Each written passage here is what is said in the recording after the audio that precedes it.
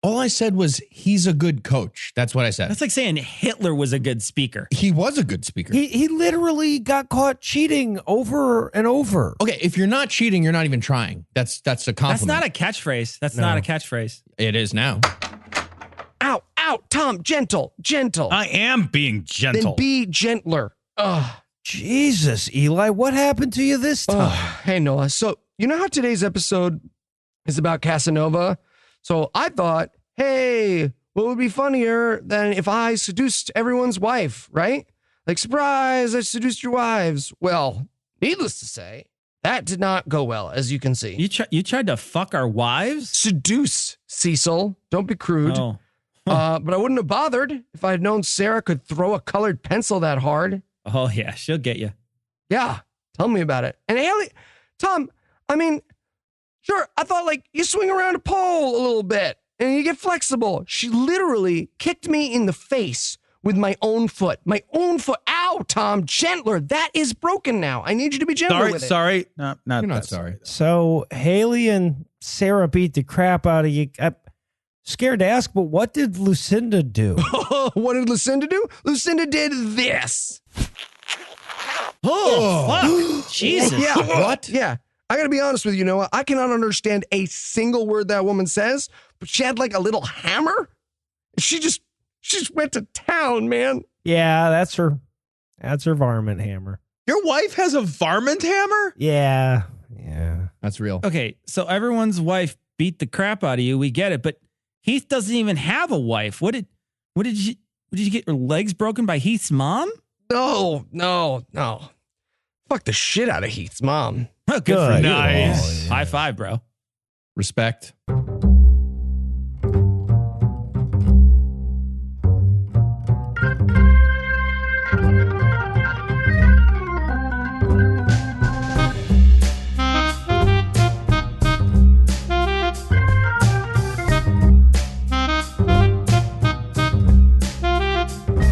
Hello and welcome to Citation Needed, the podcast where we choose a subject, read a single article about it on Wikipedia, and pretend we're experts. Because this is the internet, and that's how it works now. I'm Eli, and I'll be making sweet love to your ears tonight. But I'm going to need 4 men to watch me or I can't. First up, 2 men who make love exactly how you think they do, Heath and Tom. Yeah, together. Exactly. It's like I'm playing a song on guitar for the first time. You know what I mean? But like with my dick. Angry, often, and a bet of money. That's the only way to travel. And also joining us tonight, 2 gentlemen who did weird stuff back when it was against the law, Cecil and Noah. And 30 pieces of silver was a lot of money back then. All right, but let's not act like it's all legal now, guys. Andrew's not here. Yeah. Exactly. Be honest. Now, before we begin tonight, we'd like to take a moment to thank our patrons. Much like the subject of tonight's essay, without the refined folks who head over to patreon.com/citationpod and give us money, we'd be homeless, jobless, and full of sexually transmitted disease. But thanks to our patrons, we're only the 3rd one. Right, Heath? Okay. If you'd like to learn how to join their ranks, be sure to stick around till the end of the show. And with that out of the way, tell us, Noah, what person, place, thing, concept, phenomenon, or event will we be talking about today? Today, we'll be talking about Casanova, because tomorrow is Valentine's Day, and what says romance better than Casanova? Everything. We're going to learn today that that would be the set of all non-Casanova things. And Tom, you gave this the up and down. Are you ready to take us to Pound Town? I've been maintaining this erection longer than any doctor outside of Mexico City advises, Eli. Let's do this thing. And if there's anybody who's asked doctors in a multitude of nations about their erections, it's Tom. Is this normal? And nobody will just say yes. Nobody will just, I'm looking for that yes. I always want to do a test. Keep backing out of the room like an asshole. I'm not starting a poll. I'm a pediatrician. Fuck you. Well, you guys are the botch doctors. You're supposed to fix shit like this. All right, so tell us, Tom, as we near Valentine's Day and as we close in on 16 months since the Me Too movement heated up, who was Casanova? All right, Casanova or, Giacomo? We're going to go Giacomo. Girolamo Casanova was an Italian man whose many exploits has rendered his name nearly synonymous with the word womanizer.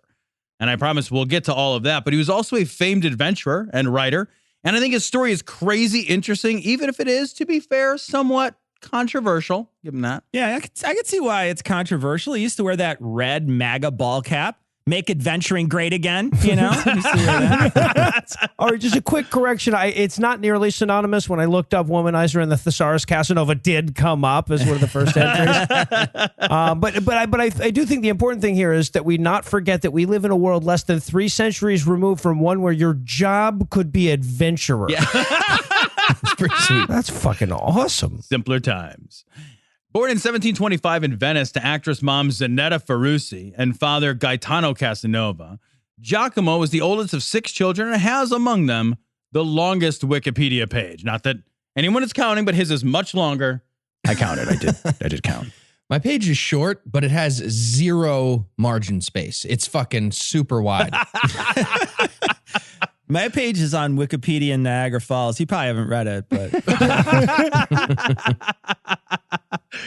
All right, now Giacomo Casanova was not terribly well accounted for by his parents. His mother left him in the care of his grandmother to take care of him while she toured around being a famous actress, and his father abandoned him by dying when he was 8. Wow, that's rough.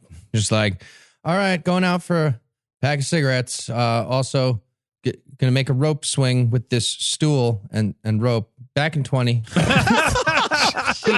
Keith, slow down. I'm taking notes. Back in 20. You said that last. Okay. All right, now as a child, Casanova suffered frequent nosebleeds, and I'm guessing that these things were real fucking gushers because his grandmother took Casanova to a witch for help. I'm sorry, Tom. Is that really a byproduct of gushiness or just insanity? I'm not sure, but she did it anyway. And although the witch's ministrations proved to be a pointless waste of time, they had a lasting impact on Casanova, who found the witch to be an object of intense fascination. Mom finds a stack of Pentagram House magazines under his bed. I just read it for the letters, Mom. From the description, it appears they went to the witchiest fucking witch in the West because she's described as sitting on a pallet surrounded by black cats, including one she's petting in her lap in a shitty witch's hovel. And the witch brewed up an unguent, applied it to Casanova's face, and recited an incantation. And this, of course, didn't work because that's all nonsense. And Casanova was then set off to live in a boarding school because of his nosebleeds. That is a real thing that happened. Just a room full of kids doing the entrance exam for that boarding school of bleeding, just like, and begin. They just punch themselves in the face, start filling up a graduated cylinder as fast as they can. Oh, Jesus. And pencils down. Casanova stabbing himself in the nose with his pencil. Trying to steal blood from the Asian kid. Stop. All right, now, boarding schools for fucking bleedy kids or whatever in the 1700s were no picnic, and Casanova begged to be taken in by his instructor to escape the appalling conditions of that boarding house. The instructor, Abigozzi, consented, unlike Casanova, who was molested at the age of 11 while in his care by Gozzi's sister. Now, for his part, Casanova described the situation somewhat more romantically, noting, quote, "It was she who little by little kindled in my heart the first sparks of a feeling which later became my ruling passion." Yeah, I have no idea what the age of consent laws were in Venice in the 1730s, but that would have been perfectly legal in 37 states up until 1920 because the age of consent was, wait for it, 10 years old. Oh, Jesus. Maybe that's what they mean when they want to make America great again. You know, guys, I haven't said this, but the thing about Killary, right, that we need to... Nope, don't. Eli, we already said you're not doing the Comet ping pong episode. Stop trying to sneak it in during Tom's I'm stuff. the only one who has to run their topics by people. Heath gets to weird personal biography time. Yeah, you are. Yep. All right, now Casanova, for his part, he excelled in school, no additional word on the nosebleeds, and he entered university at the age of 12, graduated at 17 with a degree in law, though he professed to having an, quote, inconquerable aversion to the subject, but which he pursued at the insistence of his guardian. While at university, he studied moral philosophy, chemistry, and mathematics, but he was deeply interested in medicine, though perhaps for reasons a little too InfoWars for comfort. Or, as he put it, quote, "I should have been allowed to do as I wished and become a physician, in which profession quackery is even more effective than it is in legal practice. Oh, yeah. Being the doctor is the best. Anyone questions you and you're just like, I'm sorry, are you the doctor here? Eli, you do that anyway, though. I do. It works well everywhere except a hospital. Now, it was at this time that Casanova began to engage in one of his many lifelong loves, gambling. And unlike other talents he may have had, no one is actually good at gambling. Except for Heath, who is great at gambling. Not true. So Casanova millennialed his way back to Venice, which meant that he moved back in with his grandmother after leaving university, saddled with massive amounts of debt. No word yet on whether or not he voted. Still out. You said law degree and gambler? You're right. This guy loves getting fucked. All right, it was now that Casanova began to take on many of the traits he would later receive fame and a long Wikipedia entry for. Casanova began his transformation from just kid with a nosebleed to a dandy. Well, that's kind of a natural transition. They both put hankies up to their faces, so it makes sense. Now, a dandy sounds like it was the 1700s way to say hipster. And like many hipsters, Casanova realized it was better to have someone else pay for your life instead of, earning it yourself. So he found his first sugar daddy, or they called him patrons, but taken in by 76-year-old Senator Alvise Gasparo Malpiero, Casanova began his education in the finer things in life. He learned about good food and good wine. He learned how to behave in polite society and how to seduce the love interest of his patron, which he did, and which got both of them kicked out of the senator's house. Huh. So kind of like the Cato Kalin of his time. Oh, there you go. Solid OJ reference. Thank you. What the fuck do you do as a 76-year-old's love interest? Make sure the heat's turned up and tuck him in after Judge Judy? What the fuck? I mean, it sure as hell is what you do as my love interest. I don't know about. All right, about the same time, Casanova had what he described as his first complete, that's in quotes, that's from the article, complete sexual experience. So, hope's not lost, Heath. It's all right. Where he had sex with two sisters, Nanetta and Martin Severgnon. I complete every time. I don't know what that even means. Also, it used to say sex ox there, and I had a funny joke about sex oxen, but now I'm not going to tell anybody about it. It was after this experience that Casanova proclaimed that his life avocation was firmly established. He became premature ejaculation man. Here I come. Yep, that's it. I'm done. I love that the article names the sisters' first and last name. That's somebody's great-great-grandma. I love that so much. I mean, though, I get it. I see how you fuck two sisters and you think to yourself, man, I should do this for a living. All right, at the same time, Casanova was acting as a lawyer for the church, a position which caused him some significant difficulty. And after his grandmother died, he entered the seminary for a short time, but he could not stay away from gambling, and he landed instead in prison. His mother intervened, and eventually Casanova found a job as a scribe with a powerful cardinal with a difficult-to-pronounce Italian name in Rome. And this was actually a pretty good job, but one which Casanova was terribly ill-suited for. Yeah, no, he was post-pubescent. So. Because one time upon meeting the Pope, he asked the Pope for permission to read the forbidden books and then asked to be allowed to skip eating fish. He spent his time composing illicit love letters for another cardinal, not the one he worked for, and eventually became the scapegoat for a pair of lovers who blamed their deeds on the semi-notorious Casanova.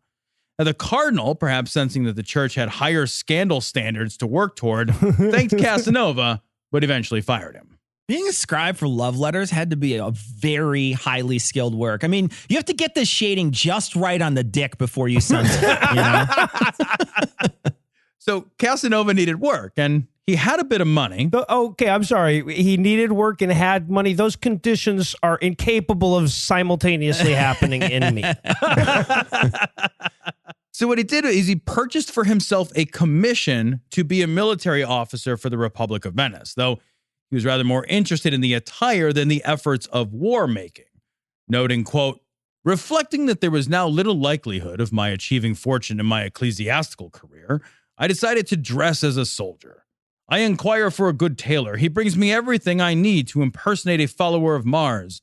My uniform was white with a blue vest, a shoulder knot of silver and gold. I bought a longsword with my handsome cane in hand, a trim hat with a black cockade, with my hair cut in side whiskers and a long false pigtail. I set forth to impress the whole city. Okay. So basically, he dressed like a firefighter and went around the bars in New York City right after 9/11. That's actually a pretty strong move. Hey, nothing pleases the ladies like a black cockade. I know. He's getting undressed and he takes off his fake hair, and the girl's just thinking, please don't be a sock down there. Please don't be a sock down there. It's a shoe. Though impressive a sight to behold, he found the military to be boring and advancement through the ranks far too slow for his liking. So he was just, in the military now. And he compensated by gambling away all of his pay and then quitting the fucking military. Unmentioned was whether or not he kept that sweet outfit. As someone who got fired from Chuck E. Cheese for throwing red hot coins at children, I can confirm they do not let you keep the outfits. Nope. And despite Eli's repeated urgings, we're not going back for it, regardless of how on board George Clooney is. So many live shows we could do. It's a whole thing. All right, his next thought was, of course, to become a professional gambler. Since I guess he was doing such a bang-up job of it in the amateur circuit, he promptly lost all of his money, and he had to go begging Elvis Germani for help. And despite having been burned by his dandy boy toy before, Casanova was helped into his new career as a violinist for the San Samuel Theater. Casanova treated the job with all the seriousness of a season of The Real World on the Jersey Shore. Casanova, quote, soon acquired all the habits of my degraded fellow musicians, often spending our nights roaming through different quarters of the city, thinking of the most scandalous practical jokes and putting them into execution. We amused ourselves by untying the gondolas moored before private homes, which then drifted with the current. Oh, and he also liked sending doctors and midwives out on fake house calls in the middle of the night. So, Classic pregnant lady in a flaming bag trick. The midwife shows up. It was a bag of shit. How do you TP a house before toilet paper? Did you just touch it with your left hand? Like, what do you do? all right, perhaps things would have continued in this vein had a stroke of bad luck not befallen a Venetian patrician who was sharing a gondola with Casanova after a wedding ball. The senator became sick, and they stopped the gondola to have the senator bled and taken to his palace. He was weakened by this stupid nonsense, and his physicians bled him again, and then they applied an ointment of mercury, which is, of course, toxic, and which made the poor bastard much, much sicker. And Casanova evidently tagged along during this whole ordeal, and he intervened, removing that stupid fucking ointment from the guy's chest and cleaning the poison off of him. Unpoisoned and then full of the right amount of his own blood, the senator recovered, as most people do from most illnesses, although the senator and his two bachelor friends he lived with presumed that Casanova was wise beyond his years, had intimate knowledge of the occult, and they naturally invited him to live in the palace, and he pledged to be Casanova's lifelong patron. Hey, so I noticed you're looking for a guy to say, hey, that's poison. And I can do that. Yeah, and for a guy to fuck And my a guy wife. to fuck your wife. Yes, those are literally the only 2 bullet points on my resume. This is fucking perfect. This is going to be great. This is going to be great. I'm Italian. Now, Casanova, for his part, he pretty much immediately understood that he'd stumbled upon the golden goose, writing in his memoirs, quote, I decided to put myself in a position where I need no longer go without the necessities of life. And what those necessities were, for me, no one could judge better than me. No one in Venice could understand how an intimacy could exist between myself and 3 men of their character. They all heaven and I all earth. They most severe in their morals, and I addicted to every kind of dissolute living. Okay, Tom, if you don't want me living in your house, just say it. You're making it weird. You're being like passive aggressive and like inserting it into the story. Just say like, Heath, I think it's that you live in all talking. 3 of our houses. You know what I'm I have a saying? lot of stuff. There's 4 of us. My God.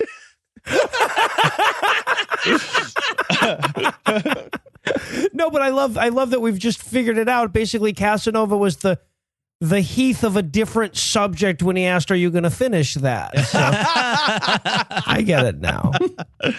Casanova lived the next 3 years of his life as a nobleman, dressing in the 1700s version of Ed Hardy t-shirts, going to parties and gambling like he was practicing to shoot up a country music concert. Fantastic. Fantastic. reference.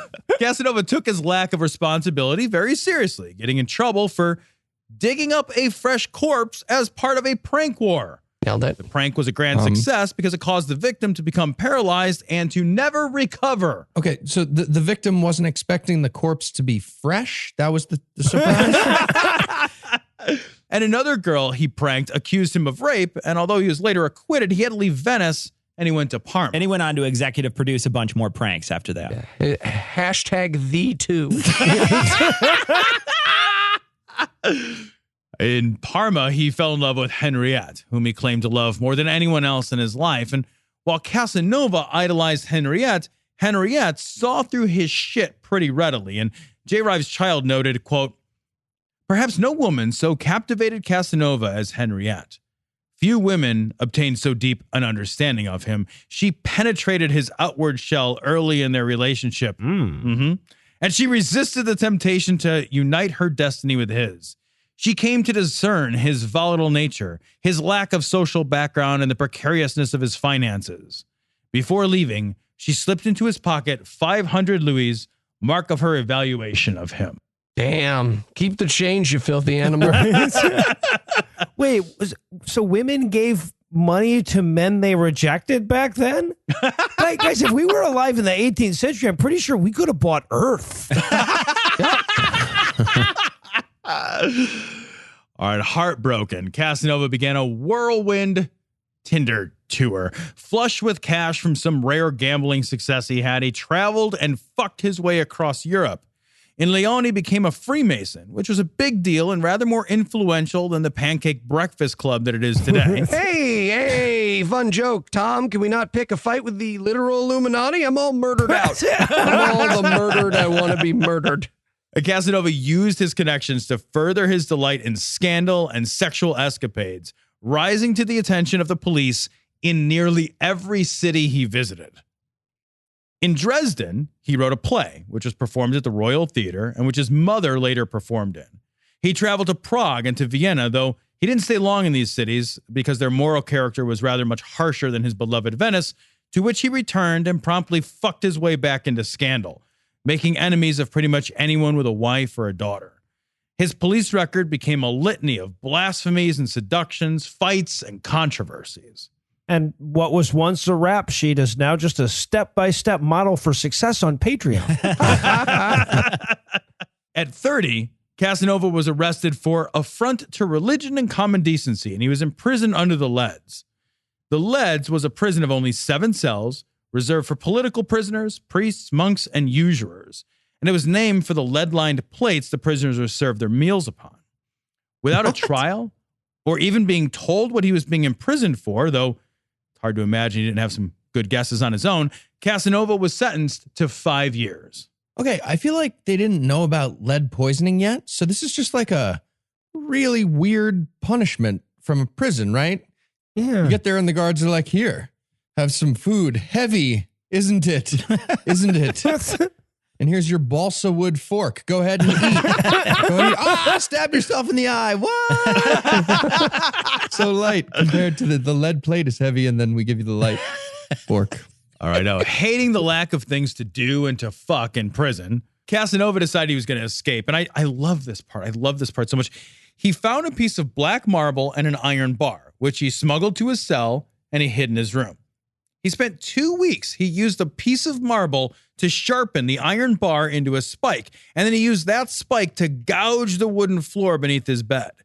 3 days before his intended escape, over his obvious complaints, he was moved to a much nicer, lighter, larger cell.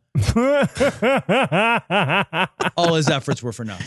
Hey, Casanova, you want your floor poster in your new cell? No, just fucking leave it. Just let me get my paperweight. It looks like a sword. I just want that. All right, so he started trying to escape from his new cell, and this time he traded his iron spike, which he somehow smuggled to the new cell. Don't ask questions. Yeah, that's not a prison pocket. That's a prison bucket. My God, man. Jesus. He traded this thing to a renegade priest 1 cell over and hid the thing, No shit, in a plate of pasta. My dad used to run that prank on me. Classic dad joke. That's a good one. And then the priest used the iron bar to carve a hole in the ceiling of his cell, crawled over, made a similar hole in the ceiling of Casanova's cell. The two then climbed out onto the roof of the Doge's palace, where they were imprisoned. They pried open a window, found a ladder, and tied, no shit, a bed sheet to the ladder and climbed 25 feet down, but they were still inside the palace. Yeah, and then they followed a trail of Skittles right back into their own cell. Jesus. So they rested, and then the next morning they changed their clothes, they broke a lock, they walked through the palace, they convinced a guard that they had been inadvertently locked in after hours, and then they basically strolled out to, and I am not kidding, steal and escape gondola and eventually fled to Paris. Yeah, no, we just got locked in. We were both visiting our identical twins. We've been here all night now. Please let us out. You're a cartoon rhino.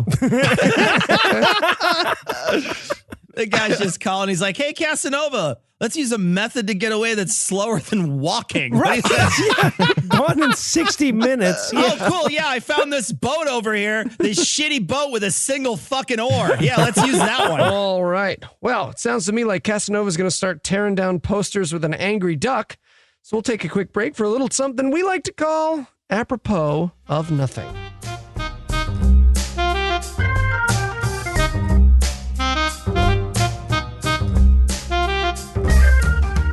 This episode of Citation Needed is brought to you by Bachelor Box. Bachelor Box is the only meal delivery service designed for the lifestyle of the sexy single man. Unlike some meal services whose meals are designed by chefs and nutritionists and which can take minutes to prepare and serve, Bachelor Box was designed for the bachelor by the bachelor. But don't take my word for it, because I'm married. Heath, are you ready to open your first month of Bachelor Box meals? I'm fine. I ate a whole block of cheese in the car yesterday on the way home from supermarket. I don't need this stuff. I'm fine. Okay. All right. Come on now. Just go ahead and tell the audience what's on the Bachelor Box menu tonight. Okay. Well, this looks like it's just a box of cereal and then warm milk next to it. Directions say eat over the sink in your underwear, which is a weird direction. I don't know what else you'd do with that. Fine choice. Stuff. And what about Tuesday's meal? Heath, what's Tuesday? Okay. Yeah, this is a good one. This is just well, let's see. It's a bottle of wild turkey like that, and a handful of medicine pills, drug pills. I don't even know what kind they are. It just says pills. Does it matter what kind, Heath? Just give me a second. Nope, does not. Not sure that's the point though. All right. And what else is in your Bachelor Box? Okay. Well, this is great. This is just an extension cord, a little paper sack, and a book on knots. Not saying this isn't handy, but it's a weird business model. All right. Don't badmouth our sponsor, Heath. Bachelor Box, the meal delivery service for when bad and worse feel exactly the same.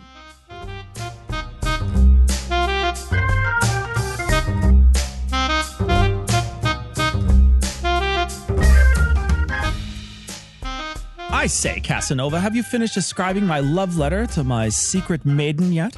Almost done, sir. You just wanted to say you up, right? Yes. But do one of those fancy medieval U's, illuminated if you can, and then draw a picture of an eggplant on the bottom. An eggplant? An eggplant, my boy, an eggplant. Okay, an eggplant. Okay, and who did you want me to send this to? Let's see. How about every woman we know who gave us their number and the 2 exes who haven't blocked us? Just send it to them. Oh, that reminds me. Lady Cantor Clamper just built a moat. Fine, just 1 ex then. And make it 2 eggplants. And a squirt.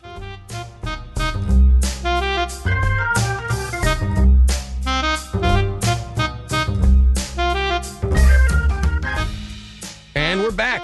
When last we left, real-life Pepe Le Pew had escaped prison by asking nicely. Tom, what happened next? All right, well, In Paris, he realized he was going to have to try being more selective in his fucking around if he was going to have anything approaching a life. So he resolutely set about to try to find a new patron. He reconnected with the powerful people he had met through his becoming a Freemason, and he landed the foreign minister of France as his patron. He, no shit, then became a trustee of the first state lottery and one of its best ticket salesmen, which earned him his own fortune, which he used to travel in the best circles in Paris, pretending to have sorcerer powers and also continuing to seduce nearly everyone around him. That's right, ladies. I call him my Powerball. Well, I will say, though, to his credit, by the end of it, he did find that one way to be a successful gambler. That's true. Casanova pretended to be an occultist, a numerologist, and an alchemist, which actually made him a rather hot commodity. And he was a hell of a good liar, so he became even more wealthy, bilking fools with this nonsense. And while this was all kinds of fun, Casanova wasn't done yet, because it was then that he became a spy. And a real estate developer in Moscow, I'm assuming. I never met Casanova, but if I did, he signed an NDA, a witch hunt. All right, I just want to back up and be super clear here. Pretending to be an occultist, numerologist, or alchemist is being an occultist, numerologist, or alchemist. I know. Casanova was sent to Dunkirk on his first spying mission. Although Wikipedia doesn't say much about what he actually did as a spy, it must have involved a necessity to employ his generous fucking and gambling skills, because from all accounts, it was a great success and he was paid very well for the work. And at the start of the 7 Years' War, Casanova was called upon to serve his country by making said country a bunch of money in Amsterdam by selling bonds. Being Casanova, he managed to turn a fat profit in Amsterdam, growing rich enough to buy a silk manufactory. In fact, he made so much money that he was offered French citizenship and a pension if he would turn his talent at getting rich quick to the advantage of the finance ministry. Casanova declined. I love that. Just, hey, rapey con man, want to come con here? Maybe do a little raping? And he was like, no, thanks, France. No. If there's one nation out there recruiting rapey con men, yeah. I know Casanova probably should have taken that pension, because it turns out that he was a horrible, horrible businessman. He quickly ran his company into the ground, took on enormous amounts of debt, and spent most of his wealth on liaisons with his female workers, whom he referred to as his harem. Gross. So pretty much, this was Mad Men in a silk pajama factory. Right. Okay, so giant liar, horrible businessman, ran the company to the ground, became a spy, paid off a bunch of women he fucked. Seriously? This is Trump, but with like slightly more consent. All right, the debt and debauchery finally caught up to Casanova, and he was thrown once more into prison. Don't tease me, Tom. Do not tease me. I'm sorry, man. This time only for 4 days before the Marquis intervened, and he was again released. Okay, that's going to be so much funnier in archives. Right? 2 years from now. I like to plant a lot of seeds like that. Now, the problem is that at this point, his patron had been dismissed by King Louis XV, and Casanova had made enough enemies fucking everyone's wives and daughters that he was once again forced to sell everything he had and try another spy mission in Holland. It's a tough gig to spy in Holland. You're sneaking around and clicking in those goddamn wooden shoes, you know? You got to go back to your superiors going like, okay, I'm pretty sure they're going to Schmorgenborgen, but that's only if they're not making this language up to fuck with us. And I'm not convinced of that at all. You just got to line up your walking perfectly with the person you're spying on. Yeah. So you click with them. All right, I gotta say, like, spy in Holland sounds kind of amazing, but it didn't work out for Casanova, whose mission failed, and he fled Holland to Cologne, then to Stuttgart, and there he lost everything that remained of his fortune, and he was once more arrested for owing money pretty much to everybody in Europe at this point. And he managed to escape again and fled to Switzerland. All right, at this point, Casanova was tired. He needed a break from the whining, the dining, the fucking, the running, the imprisonment, the spying, and the fleeing from country to country. So he visited a monastery and he considered the fate of a simple scholarly monk. Wait, he's tired of being imprisoned, so he decided to become a monk? Did he not read the fucking label? What the fuck? Just walking in going, man, I guess if there's one place you can be free from sexual scandals that cost a lot of money. Wait. Sorry, this just in. All right, so in his hotel, no shit, contemplating the monastic possibilities, he encountered a woman who had charms such as a vagina. And he instantly fell into lust, abandoned the monk's life to return to debauchery, moving again from sexual escapade to sexual escapade, from Marseille to Genoa to Florence to Rome to Naples, Modena, and Turin, finally back to Paris. Because if you're fucking all of Europe, no place will surrender to your charms faster than the French. Hey, rapey con man, we knew you'd be back. Hey, you want to give all our juice to the Nazis? Like, really just give them away. All right, in Paris, he convinced the Marquis de, or I mispronounced that, I'm sure, that he could use his expertise in the occult to turn her into a young man. And this was, of course, impossible. And who knows which bathroom he'd have to use in the 1700s, even if it worked. Well, I mean, he'd use the bathroom we had for centuries. We were just shitting and it was fine. And everybody was cool. So Casanova lost the good faith of the Marquis and left now to try England. He's just doing old magician tricks on her. He's pulling handkerchiefs out of her vagina. There's got to be a dick in here somewhere. Nope, another hanky. They just keep coming out. Sorry, I was supposed to be cups and balls in this trick. That was your card, though, right? At least that was. Once he was in England, he tried to regain his fortune by once again selling lottery tickets, though he might have had more success if he'd also stocked hot Cheetos and cigarettes and cheap trucker speed, but didn't try it. He knew that selling lottery tickets was a big win only if he could sell them to the English officials. So he sold everything that he had stolen from his prior patron and used it to gain an audience with the English king. And things might have gone well if Casanova wasn't, well, Casanova, unable to control his carnal appetites or speak English. He set up what sounds like it was the first casting couch. He put ads in the paper to rent an apartment, but only to, quote, the right person. And then he used the apartment interviews as excuses to seduce many women until he contracted venereal disease and was once more left destitute, but this time also very sick. Women show up at his apartment. He just walks out right past him and then rings the doorbell, just like, so, how are you going to pay for these pizzas? Scenario. I guess the lottery tickets aren't the only thing he's going to be scratching either. So. All right, now, Casanova was so sick, it took him 3 years to recover because I guess when you have a dick like this and it gets sick, like that's full body sick now. Yeah.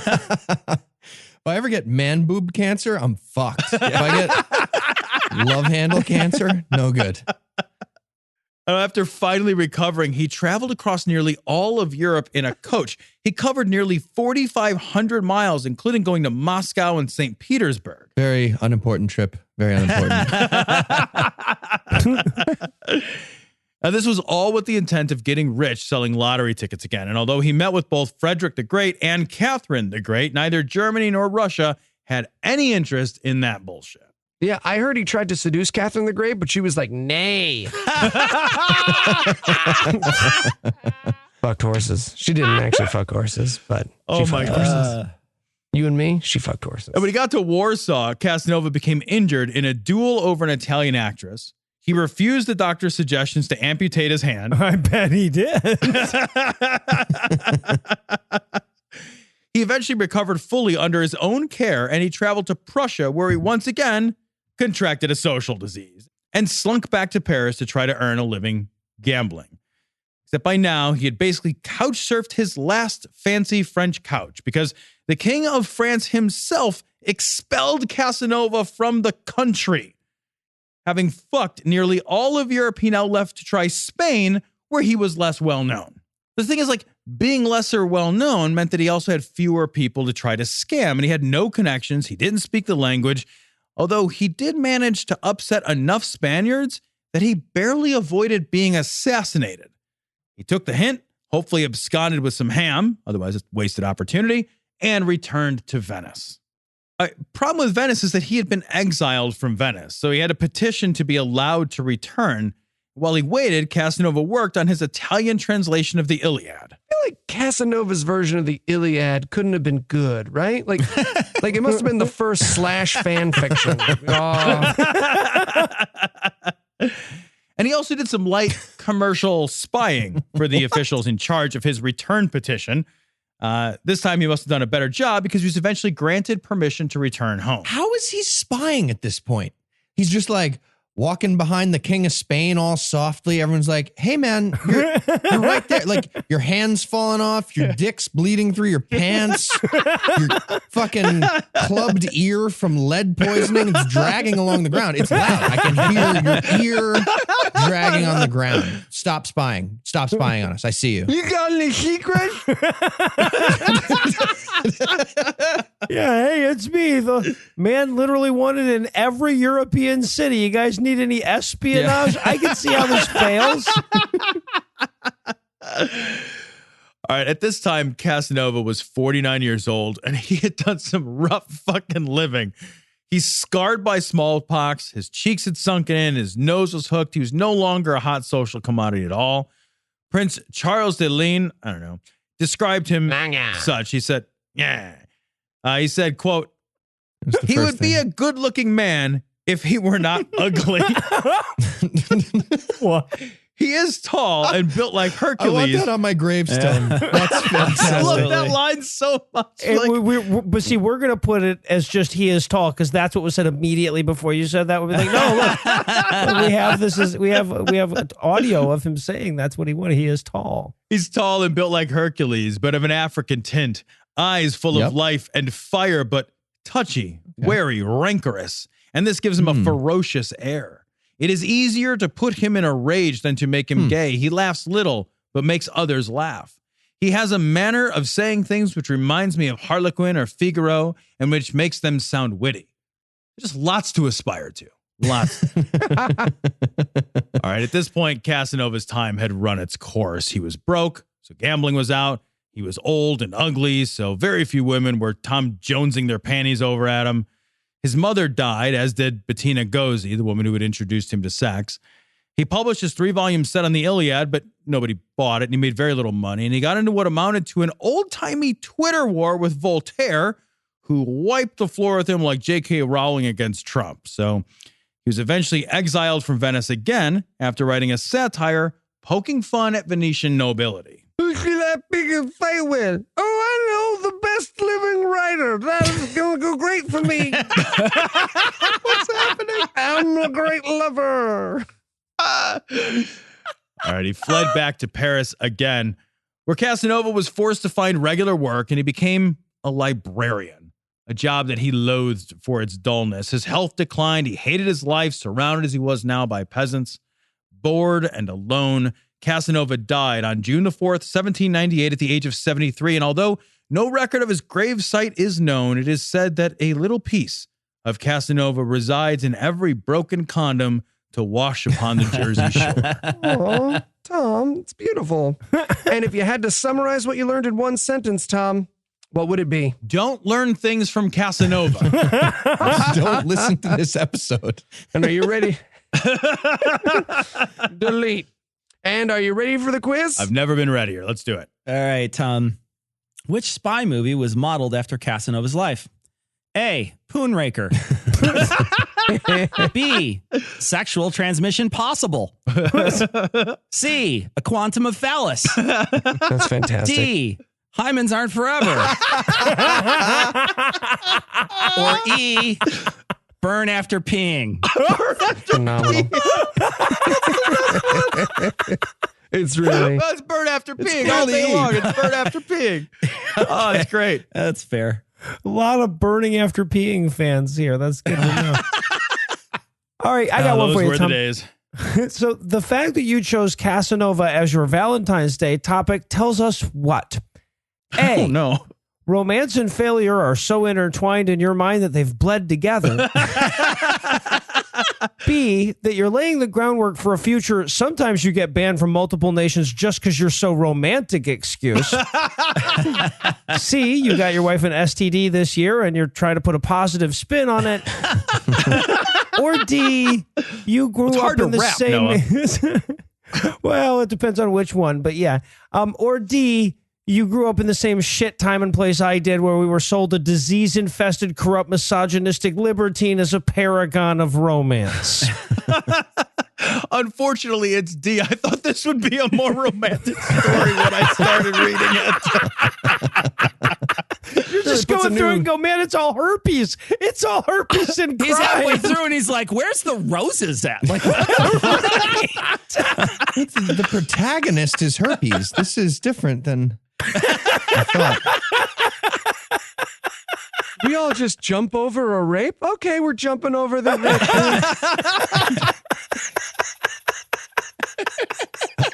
All right. Tom, I got one for you too.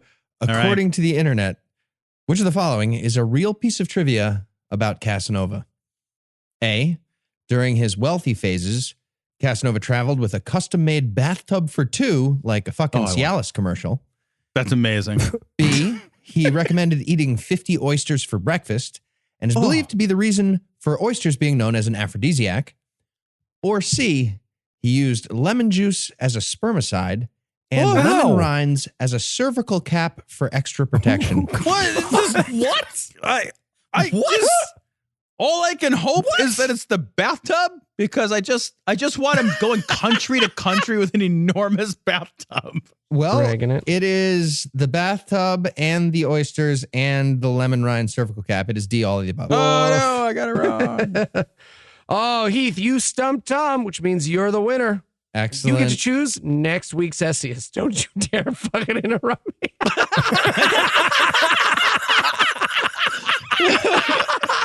it's getting mad.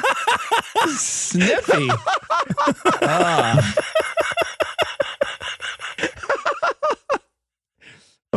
Are you finished laughing at your joke, or have I interrupted you again? Cracked myself up. Sorry. Well, Heath, you fooled Tom. That means you picked the winner. Nope. You picked the essayist. Next week, Cecil. Yes. Thank God. All right. Well, for Heath, Noah, Eli, and Cecil, he's Noah. What about me? What? It's Heath twice, and I'm not. I wrote the whole thing. He's saying goodbye for himself, too. So long, everybody. Thanks for hanging out with us today. We'll be back next week, I and by was then, here. Cecil will be an expert on something else. Between now and then, you can check out our various podcasts if you miss us, and if you'd like... Yeah, don't ask him to name all of them or anything. He's not going to... And if you'd like to help keep the show going, you can make a per-episode donation at patreon.com/citationpod, or leave us a 5-star review everywhere you can. And if you'd like to get in touch with us, check out past episode, connect with us on social media, or check the show notes. Be sure to check out citationpod.com. And remember, everyone at Fire Festival deserved it. Old man river, the old man river. I gotta be honest with you, Noah. I cannot understand a single word that woman says, but she had like a little hammer. She just went to town, man. Yeah, that's her varmint hammer. Classic. She does have a varmint hammer. Your wife has a varmint. I'm sorry.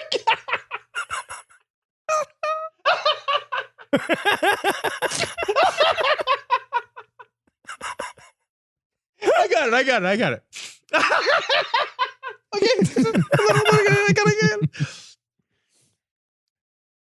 Your wife. I was gonna have it. I don't believe you.